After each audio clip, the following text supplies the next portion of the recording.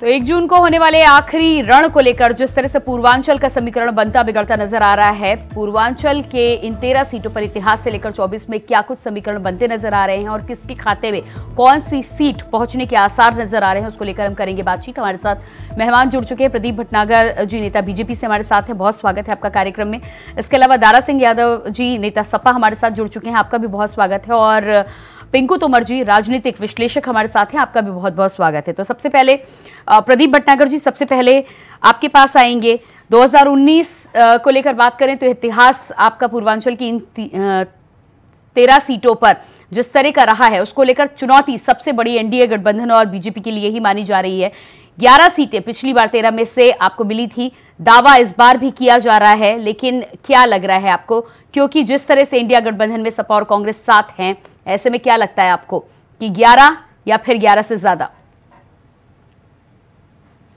आप देखिए आज के माहौल को, तो मुझे लगता नहीं हम कम होंगे। हम तो 13 की तरफ, तो जो पड़ाव था 11 से 13 पे जाने का, क्योंकि आगे बढ़ के देखना, पीछे नहीं देखना। तो उनको है जो ऑक्सीजन पे जी रहे हैं कि उनको ऑक्सीजन मिलती है या नहीं, जिनका जनाधार ही नहीं है वहाँ पे, और जो जनाधार में एक सीट थी बेचारे वो भी चले गए राज्यसभा, ये तो सोचना उनको है, ये तो कुछ है नहीं। लेकिन प्रदीप जी आपके पास खोने को बहुत कुछ है, उन्हें तो जो मिलेगा उनका फायदा ही है। देखिए खोने को तो तब होगा जब हमने वहाँ के विकास के लिए काम करा हो। तो पूर्वांचल जो सबसे पिछड़ा उत्तर प्रदेश के अंदर था, पूर्वांचल या रुहेलखंड, अगर हमने काम ना किया हो तो बात भी है।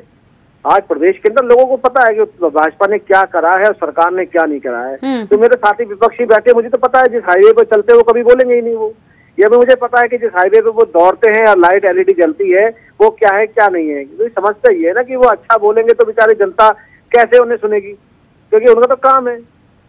ये वही समाजवादी पार्टी है कि रुहेलखंड में हर जितने लंबे टाइम तक रहे, कभी वो पानी के बारे में सोचा नहीं, और वहाँ पे सदैव इतना सूखा पड़ता हर साल। अब क्यों नहीं आ रहा? 7-8 साल से भाजपा की सरकार है। अब वहाँ तो पहले हर बार भारतीय मीडिया दिखाता था कि रुहेलखंड में पानी नहीं है, लोग दूर किलोमीटर के हिसाब से जा रहे हैं, जहाँ तक कि जमीन को टुकड़ों में दिखाते थे, मट्टी सूखी भी कैसी होती है। आज पिक्चर तो नहीं आती ना वैसी। आज अगर भारतीय जनता पार्टी ने 33,000 किलोमीटर की नहरों को पुनर्निवास करा है और छोटी चीजों को बनाया है, ये पानी विकास के लिए, जो कि खेती को भी मिले और आम जनता को भी मिले। अगर नल से अगर जल की बात करते हैं तो विकसित भारत को लेके अपने राज्यों के बारे में औरों को बताना चाहिए कि भैया अगर विकसित भारत में हम केंद्र में हम राज्य कांग्रेस राज्य शासन कर रहे हैं तो उसमें हमने क्या करा। ठीक है प्रदीप जी, ठीक है आप जो कह रहे हैं भारतीय जनता पार्टी के तमाम कामों को लेकर आप जो लेखा जोखा गिना रहे हैं उसको लेकर तो जनता फैसला करेगी, लेकिन एक बहुत बड़ी बात इन 13 सीटों पर यह है प्रदीप जी, एक बहुत बड़ी बात इन 13 सीटों पे। हाँ ठीक है प्रदीप जी, अगर तभी 11 सीटों पे आए ना। हाँ ठीक है, लेकिन मैं 2024 की 13 सीटों की बात कर रही हूँ। अगर इन 13 सीटों की बात किया जाए तो यहाँ पर सबसे बड़ा अहम भूमिका जो निभाने वाले हैं, क्योंकि ज्यादातर वोटर इन सीटों पर दलित और SC/ST वर्ग से आते हैं और एक बड़ी भूमिका निभाते हैं इन 13 की 13 सीटों पर। क्या लगता है आपको, क्योंकि 13 सीटों के लिए जुगत जो है इंडिया गठबंधन से लेकर BSP ने भी अलग अलग समीकरण जो बिठाए हैं, ऐसे में आपको क्या लगता है कि इन तमाम पार्टियों से एक बार फिर से नरेंद्र मोदी का जादू चल पाएगा? देखिए प्रदेश के अंदर जो आपने पिछड़े और जिनकी बात करी आपने, चाहे उसमें हमारे मल्ला हो या विभिन्न जातियां हो, उनकी छोटी छोटी जो जरूरतें हैं आप उनको पूरे करो, उनकी दिनचर्या के लिए, उनकी इनकम के लिए, और वो राज्य सरकार ने उस पर काम किया है। देखिए आज अगर काशी जाए या हम आज इलाहाबाद जाए तो जो छोटी छोटी चीजें हैं वहाँ के जो हमारे मल्ला हैं या जो नाव चलाते हैं उनके लिए हमने क्या किया और हम क्या कर सकते हैं, उन चीजों को, छोटी छोटी चीजें जो लोगों को दिखती नहीं है ना वो बताना चाहते हैं। आज क्यों राशन उन्हें मिल रहा है? आज मैं छोटा सा खत्म कुर्मी समाज में। हाँ जी, मैं प्रदीप जी आपके पास में आती हूँ, समय आपके पास मैं आपके पास वापस आऊंगी, मुझे बाकी लोगों को भी मौका देना है, मैं आपके पास वापस आऊंगी। दारा सिंह यादव जी, क्या लगता है आपको? 13 सीटों की बात कर रहे हैं, हालांकि आपके लिए जो है खुला मैदान है, आपके हिस्से में जो भी आता है वो आपके लिए फायदेमंद ही होने वाला है, लेकिन क्या कहना है इन 13 सीटों को लेकर? भारतीय जनता पार्टी को 19 में 11 सीटें मिली थी, एनडीए की बात करें तो। संख्या मिश्रा जी आपको नमस्कार, और पैनल पर बैठे हुए सभी को सादर प्रणाम, और आपके दर्शकों को भी नमस्कार जी। देखिए 1 जून को चुनाव होने वाला है, और चुनाव से पहले लोग ये गिनाते हैं कि हम क्या करेंगे, हम आपको क्या सुविधाएं दे सकते हैं। राजनीति में आपने देखा होगा कि भारतीय जनता पार्टी पिछले 10 सालों से केंद्र में रही है, राज्य में भी है, और बात करती है विकास की, एकता की, पर क्या धरातल पे ऐसा हुआ? हम जहां जहां पे लड़ रहे थे चुनाव और जहां जहां प्रचार के लिए गए हैं, तो कुछ योजनाओं के बारे में बताया गया, ऐड के बारे में, मगर ये नहीं बताया गया कि वो कहाँ पे है।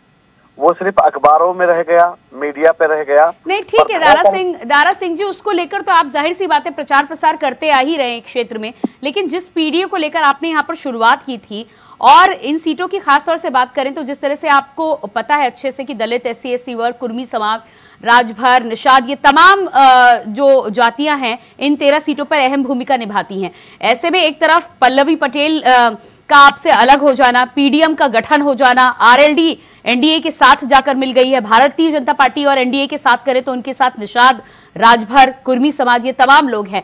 आपको क्या लगता है कि गणित साध पाएंगे? दूसरी तरफ मायावती भी अलग अलग जगहों पर जिस तरह से उम्मीदवार उतार चुकी हैं, कहीं ना कहीं कुछ ना कुछ समीकरण बनते बिगड़ते जरूर नजर आने वाले हैं। देखिए, निषाद समाज और राजभर समाज की अगर आपने जिक्र किया है, तो निषाद समाज और राजभर समाज, मल्लाह समाज, जो इनमें आती हैं, जितनी समाज में जाती है, ये लोग इस बार इंडिया गठबंधन के पास हैं। हाँ, मैं ये स्वीकार करता हूँ कि पिछली बार ये भारतीय जनता पार्टी के पास गई थी और भारतीय जनता पार्टी ने इनको लॉलीपॉप बहुत बड़ा दिया है, और इसीलिए भारतीय जनता पार्टी का कोई भी नेता, आपने देखा होगा, पूर्वांचल में आया तो हेलीकॉप्टर से आया, मंच पे गया, मंच से फिर सीधे उतरकर फिर चढ़कर चला गया। ठीक है, उनकी बस्तियों में नहीं गया, इनके दुख दर्द को देखने नहीं, लेकिन आप कह रहे हैं आपके साथ हैं, OP राजभर से लेकर जयंत चौधरी तक सब NDA में है, तो फिर आपके साथ कौन सा ग्रुप, कौन सा समाज है? जयंत चौधरी का कहीं जिक्र पा रही हैं, अनुप्रिया पटेल का कहीं जिक्र पा रही हैं, ओम प्रकाश राजभर से तो उनका समाज खुद ही नाराज हो गया। प्रदीप भटनागर जी, जवाब दीजिएगा आप इस पर। संजय निषाद जी, जब उसको क्या कहते हैं, 1,000 की रसीद कटवा ली, कहा कि हम निषाद राज लाएंगे। समाजवादी पार्टी ने इनको मतलब इनके समाज को एक पहचान दिलाने के लिए निषाद राज की एक छुट्टी घोषित किए थे, जैसे माननीय मुख्यमंत्री योगी जी बने, उनकी छुट्टी भी खत्म कर दी। तो आपके पास भी तो जो पल्लवी पटेल, स्वामी प्रसाद मौर्य थे, वो तमाम छोड़ कर चले गए ना। प्रदीप भटनागर जी, जवाब दीजिएगा। वही तो सबसे बड़ी चीज यही है कि अभी आपने सवाल इनसे करा कि आपको इतने दल आपको छोड़ के चले गए, क्यों चले गए? जयंत जी चले गए, राजभर जी चले गए, आपने इतने सारे नाम का जवाब आया नहीं? सवालों का जवाब होंगे तभी तो। नहीं तो ये लोग इनके प्रवक्ता ने कहा था कि भैया ये इस लायक नहीं है, बराबर में बिठाया जाए। इनके टीवी पे ही कहा था इनके प्रवक्ता ने कि भैया आपको, जब आप राजभर के बारे में, राजभर जी के बारे में सवाल पूछा तो यही कहा कि ये लोग बैठाने लायक नहीं है बराबर में। तो सोच लीजिए, पीडीए की बात करने वाले ये पिछड़े दलित शोषितों के बारे में कहते हैं बैठाने लायक नहीं है। पर ठीक है, जयंत जी OBC से आते हैं, क्या नाम, राजभर जी OBC से आते हैं, पटेल जी दारा सिंह जी अपनी बात आप रखिएगा। तो चीजें बताइए, हमने जो 5 है बिल्कुल राजभर समाज के लोगों को टिकट दिया, ठीक, मैंने उनको टिकट दिया जो इनके समाज के साथ चल सके, कंधे से कंधा मिला सके, इन लोगों के दुख दर्द बांट सके, उनको नहीं दिया है। कि कल जो मुख्यमंत्री जी को कटोरा लेकर भीख मंगवा रहे थे और जब पैसा पा गए तो उन्हीं के चरणों में चले गए। तो हमारे यहाँ पर ये नहीं चलता, सारा समाज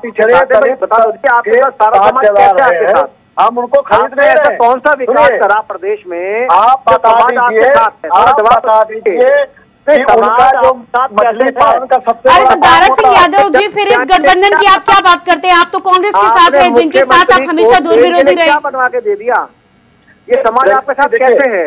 इंडिया गठबंधन में जितनी भी टीमें हैं, आप देख लीजिए, बहुत सारे टीम चले गए, क्यों चले गए ये भी आपको पता है, आपकी डिबेट में बताई गई। आप ये देख लीजिए कि भारतीय जनता पार्टी जो आज पिछड़ों की दर्द की बात करती है, क्या पिछड़ों की हितैषी रही है? आप राजिए, यही भारतीय जनता पार्टी, यही RSS है जो आरक्षण का विरोध करती रही। अच्छा ठीक है, मैं आपके पास में आती हूँ। रतन तिवारी जी हमारे साथ कांग्रेस से जुड़ चुके हैं। रतन जी आपके पास में आऊंगी, लेकिन पिंटू तोमर जी हमारे साथ राजनीतिक विश्लेषक भी बने हुए हैं। पिंटू तोमर जी, जिस तरह से इन तमाम 13 सीटों में से खासतौर से दलित और SC/ST वर्ग की हम बात कर रहे हैं, जो अहम भूमिका निभाने वाले हैं, और ऐसे में NDA के जो गठबंधन के घटक दल हैं खासतौर से अपना दल, निषाद पार्टी और राजभर की बात की जाए, और ये तमाम जातियां जो हैं अलग अलग सीटों पर अपना बेहतर प्रभाव भी रखती हैं और निर्णायक भूमिका भी निभाती हैं। ऐसे में क्या आपको लगता है कि 2019 में जो दावा किया जा रहा था कि भारतीय जनता पार्टी को पिछड़ों और दलित का वोट मिला है, 24 में समीकरण बिगड़ रहे हैं या अलग हो रहे हैं 19 की अपेक्षा? देखिए, जो कल चुनाव होना है 13 सीटों के पूर्वांचल की, उसमें सबसे अहम जो मुझे लग रहा है वो है गर्मी। हाल फिलहाल में देश के कई हिस्सों से ऐसी खबरें आई हैं कि लू के चलते कई लोगों की मौत हुई है, जो बेहद दुखदायी है। तो गर्मी के चलते कितने लोग निकलते हैं और कितनी वोटिंग होती है, ये सबसे दिलचस्प रहेगा देखना। वहीं अगर इन 13 सीटों की बात हम करें तो 2014 में भारतीय जनता पार्टी ने ये सभी सीटें जीती थी। 2019 में इसमें से 2 सीटें बहुजन समाज पार्टी ने जीती थी, जबकि समाजवादी पार्टी, बहुजन समाज पार्टी और आरएलडी का गठबंधन था। इन 13 सीटों पे सबसे ज्यादा जो प्रतिष्ठा दांव पे लगी है वो भारतीय जनता पार्टी के साथ साथ उसके सहयोगी दल है उनकी लगी हुई है। इसमें एक और महत्वपूर्ण बात है कि बनारस से नरेंद्र मोदी और गोरखपुर जो प्रतिनिधित्व करते हैं योगी आदित्यनाथ के आसपास के सीटें हैं, तो इसलिए ऐसा देखने में लग रहा है कि भारतीय जनता पार्टी यहाँ थोड़ी सी एज पे रह सकती है सीटों पे। लेकिन उससे महत्वपूर्ण यह है कि अखिलेश यादव ने जिस तरीके से अपने कैंडिडेट इस बार चुने हैं, ऐसे कैंडिडेट जिस तरीके से जातिगत जुड़ाव देखते उन्होंने कैंडिडेट चुने हैं, ऐसे कैंडिडेट अखिलेश यादव ना 2000 में दिए थे, ना 2017 में आए थे समाजवादी पार्टी की तरफ से, ना 2019 में आए थे। तो निश्चित रूप से हर कोई भी सीट ऐसी नहीं कही जा सकती। बलिया सीट को हम नहीं कर सकते, नीरज ठाकुर नहीं। घोसी और मिर्जापुर पर अगर समीकरण देखें तो क्या लगता है आपको? देखिए, हाल फिलहाल में जिस तरीके से अभी राजभर के बारे में बताया जा रहा था, तो जिस तरीके से उठकर बैठक भी लगाई गई और मंच पे थोड़े दिन पहले तस्वीर आई थी कि योगी आदित्यनाथ के पैर छू के प्रणाम किया था। हालांकि संत हैं, बड़े हैं, किया जा सकता है, लेकिन ये सब चीजें बता रही हैं कि स्थिति वहां भी टाइट है। इस तरीके से ऐसा नहीं है कि उसी से ऐसा लगता हो कि एकदम जो है सीट निकल जाएगी भारतीय जनता पार्टी के सहयोगी दल की। मिर्जापुर में भी जब से अनुप्रिया पटेल ने राजा भैया को लेकर टिप्पणी की है, तो निश्चित रूप से उनकी भी सीट फंसी है। बताया ये भी जा रहा है कि राजा भैया के पार्टी के लोग वहां जाके पीडीए के पक्ष में, जो गठबंधन है इंडिया गठबंधन, उसके प्रत्याशी के पक्ष में जाके प्रचार कर रहे हैं, वोट मांग रहे हैं। तो निश्चित रूप से उनकी मिर्जापुर वाली सीट भी तगड़ी खाई है। लेकिन पिंटू तोमर जी, अनुप्रिया पटेल जी का एक बयान भी निकलकर सामने आया है कि तमाम विरोधी अगर हैं मैदान में तो वो होना भी चाहिए, लेकिन अपने काम के दम पर वो बहुत ज्यादा कॉन्फिडेंट नजर आ रही हैं। इसको लेकर क्या कहना है? हालांकि तमाम लोग हैं, उनकी बहन खुद मैदान में हैं, समाजवादी पार्टी से भी जिस तरह से रमेश चंद्र बिंद मैदान में है, बसपा ने यहाँ पर खेल बिगाड़ने के लिए मनीष त्रिपाठी को मैदान में उतारा है। देखिए, निर्दलीय भी अपनी जीत का दावा करता है। निर्दलीय लड़ता है, किसी जमानतें जब्त हो जाती हैं चुनाव में, जीत के दावे वो भी करते हैं। जीत का दावा अनुप्रिया पटेल कर रही है, कुछ गलत नहीं कर रही है। लेकिन उत्तर प्रदेश की 80 सीटों पर मुझे नहीं लगता कि कोई प्रत्याशी अपने काम के दम पर या अपने नाम पर वोट मांग रहा है। भारतीय जनता पार्टी खास तौर से केवल मोदी और योगी एक सहारा है दोनों के लिए, किसी भी प्रत्याशी के लिए 80 सीटों पे। और दोनों क्या मोदी और योगी का नाम जातीय समीकरण पर हावी पड़ेगा पूर्वांचल में?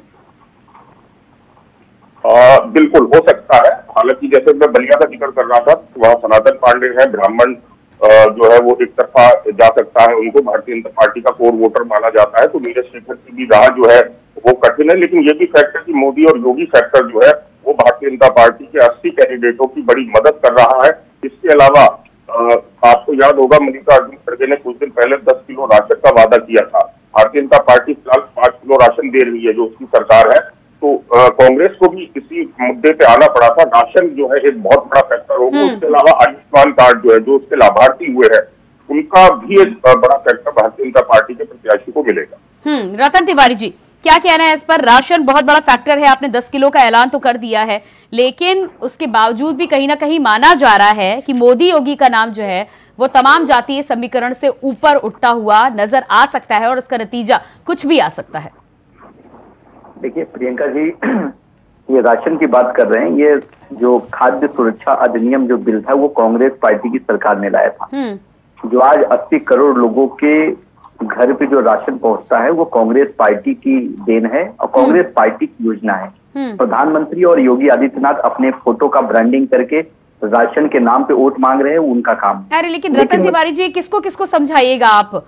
उत्तर प्रदेश में और घर घर में जाके जब 5 किलो राशन कोरोना से लेकर अभी तक मिला है, तो ये किसको किसको आप समझाते रहिएगा? देखिए, जनता समझ रही है कि 5 किलो राशन से हमारा घर पूरे महीने तक नहीं चलता है। आज राशन से हमारा पेट तो भर जाता है, लेकिन राशन के साथ साथ घर में रसोई गैस भी चाहिए, घर में स्कूल के बच्चों की फीस भी चाहिए, बहुत सारी समस्याओं का सामना करना पड़ता है। तो जनता इस बार समझदार है, उसे समझाने की जरूरत नहीं है। प्रियंका जी, मैं खुद पूर्वांचल से आता हूँ और मैं जहाँ से आता हूँ मेरे इर्द गिर्द मिर्जापुर आता है, भदोही आता है, चंदौली आता है, बनारस आता है। तो हमारे जो पिंटू तोमर जी हैं बड़ी अच्छी बात कह रहे थे कि जातिवाद के ऊपर मोदी और योगी चलेंगे, लेकिन ऐसा नहीं है। मिर्जापुर की सीट बुरी तरीके से अनुप्रिया पटेल हार रही है। उसका कारण भी अगर आप कहेंगे तो मैं बता दूंगा। बता दे। देखिए, बनारस मैं बता रहा हूँ ना, रमेश चंद बिन कौन थे, भाजपा के सांसद थे ना भदोही से, जिन्हें भाजपा ने टिकट काट दिया तो वो सपा के टिकट से चुनाव लड़ रहे हैं। कहीं ना कहीं बिंद समाज उनके साथ है, उनका एक प्रभाव उनके क्षेत्र में है। और त्रिपाठी जी लड़ रहे हैं। त्रिपाठी जी किसका वोट काटेंगे पिंटू जी? वो तो भाजपा का ही कोर वोटर जो है उसे ट्रांसफर करेंगे अपने साथ। और बसपा जो है, बसपा को त्रिपाठी जी जो दलित वोट है वो त्रिपाठी जी लेके जाएंगे। बसपा वोट बीजेपी के ही काटने जा रही है। अनुप्रिया पटेल बुरी स्थिति में हार रही है। और मैं आपको बता दूं, बनारस में भी स्थिति, बनारस में भी, अरे सुन तो लीजिए यार, कहाँ देख रही है सीटों पे? जी प्रदीप जी, अपनी बात पूरी करिए आप। कांग्रेस कहाँ देख रही है अपने को यहाँ पे? नहीं, कांग्रेस नहीं, वो तो इंडिया गठबंधन की बात कर रहे हैं। प्रदीप जी जवाब दीजिएगा। वही तो कह रहा हूँ, कांग्रेस कहाँ देख रही है अपनी? आकलन तो बता रहे कांग्रेस अपने आप का दे। जो कांग्रेस भैया, अनुप्रिया पटेल क्या भाजपा की सांसद है क्या, या भाजपा की प्रत्याशी है क्या? चिंता कर रही है कांग्रेस, वो भी एनडीए की ही प्रत्याशी है ना। आप कैसे बातें करते हैं? जो माई बाप है वो बेचारे छोड़ के चले गए पूर्वांचल, क्या होगा? अपने आंकड़े और अपना आकलन नहीं है, क्योंकि ऑक्सीजन कहाँ से बिना पढ़े लिखे चले आते हो यार? क्या तिवारी जी, कम से कम बता दो आप प्रदीप भटनागर जी जवाब दीजिएगा। मिर्जापुर की सीट को लेकर रतन तिवारी जी ने बोला है कि बुरी तरह से हार रहे हैं, उस पर आप जवाब दीजिए, फिर मैं आगे बढ़ती हूँ। ये सब कहने वाली बात है, कुछ नहीं है। मिर्जापुर हमारे पास थी, रहेगी। पटेल जी बिल्कुल जीतेंगी और मैं सीट पे जाके 1 महीना रह के भी आया हूँ और देखा है मैंने वहाँ। और जितने मिर्जापुर के विधायक है सब भाजपा के हैं। ये भी इन्हें पता नहीं, चाहे शहरी क्षेत्र हो चाहे विधवासी क्षेत्र हो, सब जगह है। मैं देखा हुआ सारा। और सारे भाजपा को वो 15-15 वर्ष पुराने विधायक वो जिता के आए, समाजवादी पार्टी के मंत्री वो हरा के आए, जो कभी हारते नहीं थे। और हम इस चीज को लेकर आश्वस्त है। इनके कहने, इनके ढपली बजाने से कुछ नहीं होता। अरे वो तो ठीक है, लेकिन जिस तरह से बीएसपी ने मनीष त्रिपाठी को मैदान में उतारा है, 22% वहां पर पिछड़े वर्ग की जाति हैं और उसके बाद ब्राह्मणों का नंबर आता है। 22% की बात करें तो कहां बटेगा? और उसके बाद जिस तरह से बीएसपी ने ब्राह्मण प्रत्याशी उतारा है, वो सीधे सीधे अगर वोट कटेगा तो भारतीय जनता पार्टी को नुकसान होगा। क्या बहुजन समाज पार्टी ने पिछली बार अपने प्रत्याशी नहीं उतारे थे साथ मिलके? क्या मिला? ये मुख्यमंत्री जो थे प्रत्याशी बने हुए थे वो भी हार गए। क्या मिला? जो कांग्रेस के राष्ट्रीय अध्यक्ष थे वो हरा के भेज दिए। राष्ट्रीय अध्यक्ष का जो अध्यक्ष बैठे सबको हरा के घर भेज दिया और सब बेचारे राज्यसभा से इस समय। तो समझने वाली चीज ये है कि भाजपा 80 की 80 सीटों पे मजबूत है, क्योंकि मेरी मजबूरी है कि 80 से ऊपर सीट नहीं है। तो ये तो मैं नारा दे देता अभी, अब की बार 80 पार उत्तर प्रदेश के अंदर। रतन तिवारी जी जवाब दीजिएगा। जिन पे कुछ है ही नहीं, वो डपली बजा रहे जबरदस्ती बैठ के यहाँ पे। अब ऐसा है, भटनागर जी मिर्जापुर में जाके 4 दिन तो बिता लिए, लेकिन 4 दिन में उन्होंने मिर्जापुर को नहीं समझा, पूर्वांचल को नहीं समझा। चलिए मैं बता देता हूं, पूर्वांचल जो है ना, पूर्वांचल जो है जब देता है तो भरपूर देता है, छप्पड़ फाड़ के देता है। और जब लेता है ना तो आपको पैदल तो के भी लायक नहीं छोड़ता है। समाजवादी पार्टी के पूर्वांचल है, पूर्वांचल को आप नहीं समझते हो। मैं पूर्वांचल से आता हूँ। पूर्वांचल के लोग जो होते हैं ना, बड़े भोले भाले होते हैं, बहुत अच्छे होते हैं, लेकिन पूर्वांचल के लोग जब दुखी होते हैं ना तो डंडा लेके पीटते हैं। आप चिंता मत करिए, आप पूर्वांचल पे बड़ी बड़ी बात कर रहे हैं ना, आप पूर्वांचल जो बड़ी बड़ी बात कर रहे हैं ना, आप देख लीजिए ना। बताइए, मिर्जापुर की बात करें, मिर्जापुर भी आपके हाथ से चला गया। बनारस में आप प्रधानमंत्री मोदी को बताइए आप करने के लिए कि रास्ता 40 किलोमीटर छोटा हो जाएगा, क्यों नहीं बनाया?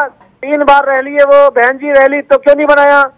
बहुजन समाज पार्टी भी सत्ता में रह ली, 2 बार मुलायम सिंह जी रह लिया, अखिलेश जी रह लिए, मगर मिर्जापुर को, सुल्तानपुर की तरफ जो पुल जा रहा है गंगा पार का, वो बनाया नहीं। और जो मृदवासिनी मंदिर का जो एक ऐतिहासिक पुराना पुल बना हुआ, उसके अलावा दूसरा पुल नहीं बना पाए। आज वो पुल बने ना, आज वहाँ टूरिज्म बढ़ा दिया, आज वो गंगा पार का पुल भी बना दिया, नहीं बनाया तो मुझे बता दो। ये गांधी जी के 3 वोट डाले, ना तो अच्छा देखिए, ना ये अच्छा बोलते हैं। मैं बताता रहा हूँ, गांधी जी के 3 वोट डाले, ना तो ये अच्छा देखते, ना ये अच्छा बोलते, ना ये अच्छा सुनते। बहुत समझदार है, पूर्वांचल के लोग हमें पता है कि समझदार है। जो भुखमरी के कारागार पे आपके साथी और आप लेके आए ना, वो भी आपको पता है। भदोही में ये भी पता है आपको, नक्सलवाद कितना रहा, मिर्जापुर कितना रहा, ये भी आपको पता है। इससे आप नकार नहीं सकते हैं। आज मैं आपके मुंह से सुन रहा हूँ, कहता हूँ क्या दिया आपने? ठीक है रतन तिवारी जी, पूर्वांचल को लेकर आप कह रहे हैं, ठीक है, पूर्वांचल के वोटर को लेकर आप आश्वस्त भी नजर आ रहे हैं। प्रदीप भटनागर जी, प्रदीप भटनागर जी, आती हूँ मैं आपके पास में। प्रदीप भटनागर जी, समय दीजिएगा थोड़ा सा। रतन तिवारी जी, आप पूर्वांचल के वोटर को लेकर कह रहे हैं, लेकिन पूर्वांचल का वोटर 2019 का नतीजा भी तो आप देख रहे हैं ना, किस तरह से सपा बसपा के गठबंधन को 2 सीटें मिली थी और भारतीय जनता पार्टी के खाते में 11 सीटें गई थी। तो ऐसे में 2014 और 2019 के बाद अगर भारतीय जनता पार्टी और एनडीए गठबंधन को 11 सीटें मिल सकती हैं और आपके पास इंडिया गठबंधन के खाते को अभी देखा जाए तो फिलहाल जो बार है और फिलहाल जो टारगेट है वो 0 था 2019 में, अगर बसपा को हटा दिया जाए आपके गठबंधन से, तो जाहिर सी बात है कि भारतीय जनता पार्टी अगर आत्मविश्वास में है तो गलत भी नहीं है। अरे प्रियंका जी, आप मुझे बताइए ना कि जो पूर्वांचल ने भर भर के भाजपा को दिया, उस पूर्वांचल के लोगों ने भाजपा ने क्या किया? आप बताइए। आज भी पूर्वांचल के लोग दुखी हैं, पूर्वांचल के लोग परेशान हैं, पूर्वांचल के लोगों को रोजगार नहीं मिल रहा है, पूर्वांचल के किसानों को उनकी समस्याओं का समाधान नहीं किया जा रहा है। तिवारी जी, अगर आप इतना दुखी होने की बात करें, प्रदीप भटनागर जी इसका जवाब देंगे, लेकिन इतना दुखी थे तो फिर 19 में 11 सीटें तो मिली थी ना, एनडीए के खाते में गई थी ना। प्रदीप जी, आप जवाब दीजिएगा। मैं आपको पहले बता दिया, पूर्वांचल के लोग जो होते हैं ना, बड़े भोले भाले होते हैं। उन्होंने 14 में देखा, 19 में देखा, लेकिन 24 में तो डंडा लेके इंतजार कर रहे हैं। कल आप देखना, पूर्वांचल के लोग अपने पूर्वांचल की शक्ति का प्रदर्शन करेंगे और भाजपा को 2 सीट के अंदर सिमटा देंगे। ये भी मैं दावे के साथ कर रहा हूँ। बताइए, कल्लू सिंह वो हार रहे हैं, अखिलेश वो हार रहे हैं, अखिलेश के यहाँ तक कि अरे भैया, बनारस में मोदी जी चुनाव हार रहे हैं। प्रियंका जी के बनारस में आपको प्रियंका जी बता दूं, मैं बनारस में था, बनारस में गुजराती विशेष काशी चल रहा है। बारे में बोलते हैं अखिलेश जी, बनारस के लोग इस बार काशी के चुनाव लोग काशी के प्रत्याशी को चुनाव जिता रहे हैं, अजय राय को चुनाव जिता रहे हैं। क्यों नहीं लड़ लिए राहुल जी? बनारस से क्यों नहीं लड़ लिए? ठीक है रतन जी, ठीक है रतन जी, आत्मविश्वास होना चाहिए, दावा भी करना चाहिए। 4 जून तक का इंतजार कर लेते हैं, फिर आप भी आएंगे डिबेट में, मैं भी यहाँ पर बात कर लूंगी वाराणसी को लेकर। लेकिन दारा सिंह यादव जी, आपके पास में आती हूँ। पिछली बार 19 के नतीजों को लेकर हम फिलहाल, क्योंकि टारगेट आंकड़ा वही है, तो 19 को लेकर बात करेंगे। सपा बसपा गठबंधन में आपको 2 सीटें मिली थी, तो क्या लगता है आपको ये कांग्रेस और सपा का गठबंधन क्या कमाल कर पाएगा? देखिए प्रियंका जी, साफ बात बताता हूँ, मैं घुमा फिरा के बात नहीं करता हूँ। इंडिया गठबंधन 52 से 53 सीटें यूपी में जीतने जा रही है और 336। नहीं ठीक है, समय मेरे पास ज्यादा नहीं, 13 का हिसाब बता दीजिए, आखिरी चरण बचा हुआ। इसमें जो जितनी भी सीटें हैं इंडिया गठबंधन जीतने जा रही है, और इसका कारण यह है कि भारतीय जनता पार्टी ने, अच्छा 13 की आप बात कर रहे हैं, 13 सीटें पूरी की पूरी सीटें हमारी हैं, ये इंडिया गठबंधन की। और इसका कारण भी बता दे रहा हूँ, क्योंकि फूलन देवी की प्रतिमा लगनी थी, तो इन लोगों ने उनकी प्रतिमा को उठाकर थाने में बंद करवा दिया फूलन देवी की। अच्छा। और जो फूलन देवी का हत्यारा था उसको स्टार प्रचारक बना दिया। चलिए, समय मेरे पास नहीं है, बहुत बहुत धन्यवाद आप सभी का करना चाहूंगी। प्रदीप जी, रतन तिवारी जी, दारा सिंह यादव जी और पिंटू तोमर जी, बहुत बहुत धन्यवाद जोड़ने के लिए। तो पूर्वांचल की 13 सीटों पर 1 जून को रण होना है और आखिरी रण में दावा दोनों ही गठबंधन की तरफ से किया जा रहा है। जुगत भी दोनों गठबंधन की तरफ से लगाई गई है और स्टार प्रचारकों की कमी भी दोनों तरफ से पूरी करने की पूरी कोशिश की गई है। लेकिन देखना ही होगा कि पूर्वांचल के रण में जिस तरह से माना जाता है कि तमाम जातियां यहां पर प्रभावी होकर निर्णायक भूमिका अदा करती हैं। आखिर वो किसके पक्ष में जाती हैं और किसके विपक्ष में खड़ी होती हैं, यह नतीजा 4 जून को निकलकर सामने आएगा। फिलहाल हमारे इस खास कार्यक्रम में इतना ही। खबरों के लिए बने रहिए इंडिया वॉइस के साथ। मुझे दीजिए इजाजत। नमस्कार।